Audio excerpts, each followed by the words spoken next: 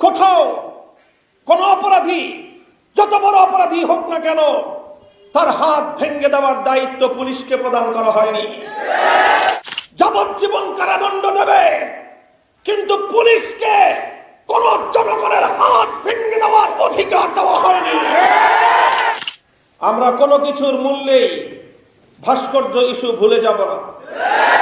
আজকের সম্মেলনে উপস্থিত সংগ্রামী সভাপতি, উপস্থিত প্রধান অতিথি আমিরে মজলিস সহ অন্যান্য কেন্দ্রীয় মহানগরী নেতৃবৃন্দ, সমবেত তৌহিদি জনতা, বাংলাদেশ খেলাফত মজলিস ঢাকা মহানগরীর সংগ্রামী দায়িত্বশীল কর্মীবৃন্দ, সংক্ষিপ্ত সময়ে কয়েকটি কথা আমি আজকের এই উপস্থিতি এবং মিডিয়ার মাধ্যমে দেশ, জাতি, সরকার এবং প্রশাসনের কাছে তুলে ধরতে চাই। প্রথম কথা হলো, ইস্যুর পর ইস্যু তৈরি করে আমাদের দৃষ্টিকে ভিন্ন খাতে প্রবাহিত করবার চেষ্টা সফল হবে না। আমরা কোনো কিছুর মূল্যেই ভাস্কর্য ইস্যু ভুলে যাব না। মুসলমানদের দেশে, মসজিদের নগরীতে আপনারা যদি গায়ের জোরে বন্দুকের নল দিয়ে ভাস্কর্য স্থাপন করার ইসলাম বিরোধী এই সিদ্ধান্তে যদি আপনারা অটল থাকেন, আমরা আবার বলছি, আমরা সর্বশেষ সময় পর্যন্ত ধৈর্য ধারণ করব। দেশের জনগণের জানমালের নিরাপত্তাকে আমরা অগ্রাধিকার দিব।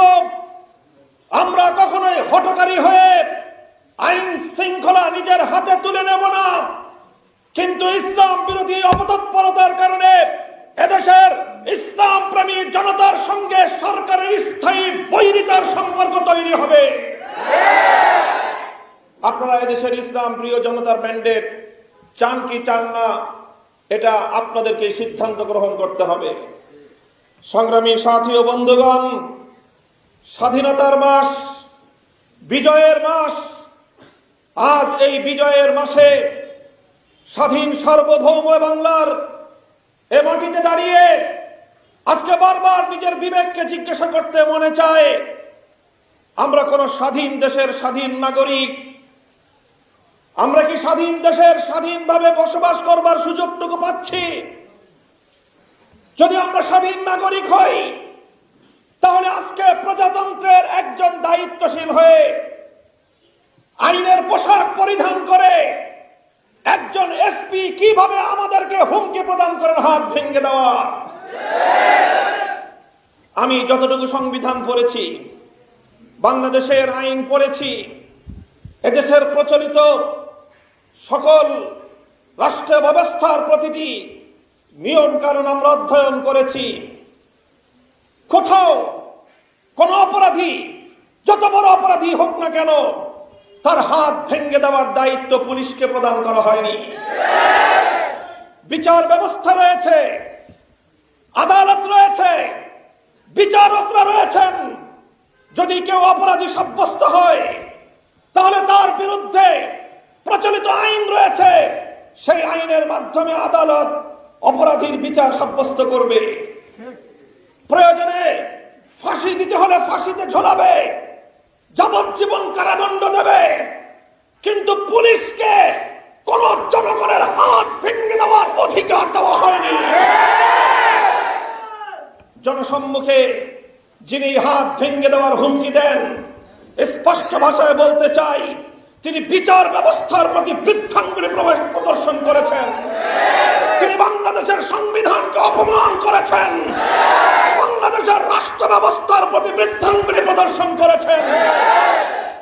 আমার ট্যাক্সের পয়সায়, জনগণের ট্যাক্সের পয়সায় যে বন্দুক তার হাতে তুলে দেওয়া হয়েছে, এ বন্দুক আজ নিরাপদ নয়। এই অস্ত্র দিয়ে তিনি এদেশের জনগণের বুকে ঠেকিয়ে দেওয়ার জন্য হুমকি প্রদর্শন করছেন। স্পষ্ট ভাষায় দাবি তুলতে চাই, আদালতের কাছে আমরা দাবি তুলতে চাই, সেই কুষ্টিয়ার বিতর্কিত এসপি সাহেবকে বরখাস্ত করতে হবে, বরখাস্ত করতে হবে।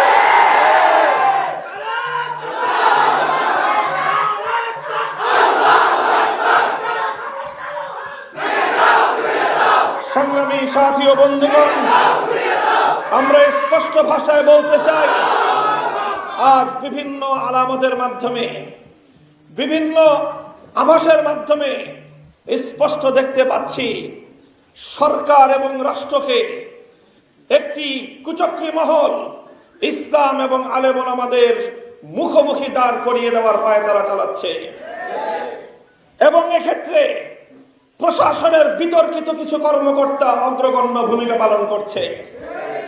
আর দুর্ভাগ্যজনকভাবে আমাদের আলেম সমাজ থেকে লেবাসধারী কিছু মুনাফিকের গোষ্ঠী, তারা সেই অপচক্রের সাথে হাতে হাত মিলিয়ে এদেশের আলেম সমাজের সাথে সরকারের সংঘাত এবং যুদ্ধ বাঁধিয়ে দেওয়ার জন্য ঘৃণ্য অপতৎপরতা চালাচ্ছে।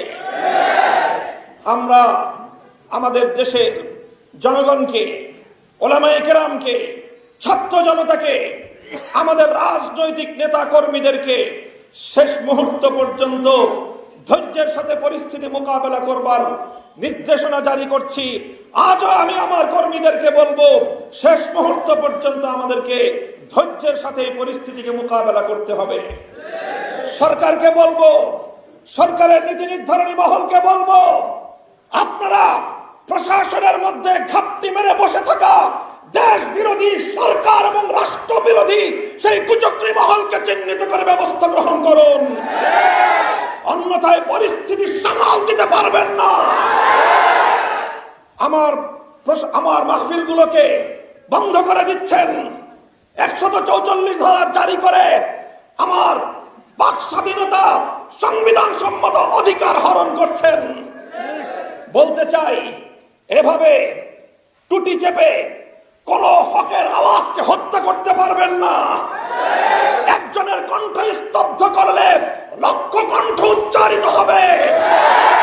স্বৈরাচারী পাকিস্তানি গোষ্ঠী 71 সালে বঙ্গবন্ধুকে গ্রেফতার করে তার কণ্ঠ স্তব্ধ করতে পারেনি। আজ আমাকে আপনারা গ্রেফতার করতে পারবেন, আমাদের কণ্ঠকে স্তব্ধ করতে পারবেন না।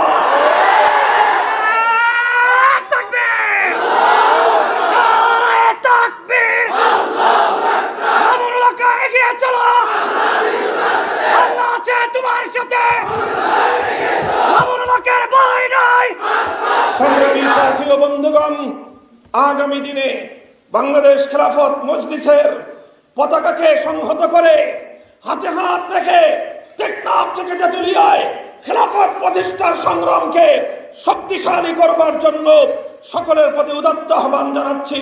প্রস্তুত থাকবেন তো ইনশাআল্লাহ? আল্লাহ পাক কবুল করুন। নাসরুম মিনাল্লাহি ওয়া ফাতহুন করিব। ওয়াসসালামু আলাইকুম ওয়া রাহমাতুল্লাহ।